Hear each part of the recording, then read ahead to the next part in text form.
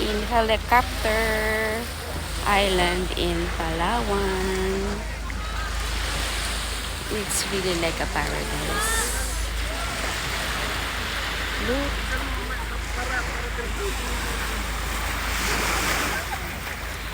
That very high mountain there. And at the side,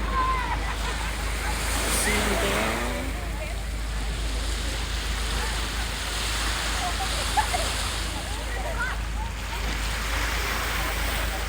Ang ganda. So, kung meron ka namang pang-bakasyon, try Palawan. This is such a very nice place. Meron kaming kasabay kahapon, 2 foreigners. Today, I think there's 6. Ayan, so yung mga Pinoy, come and visit Palawan, Pag-ipunan.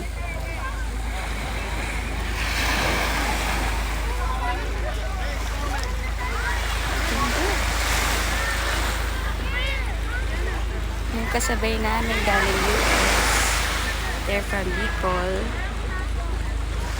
bumisita dito sa Palawan. Yung husband is swimming.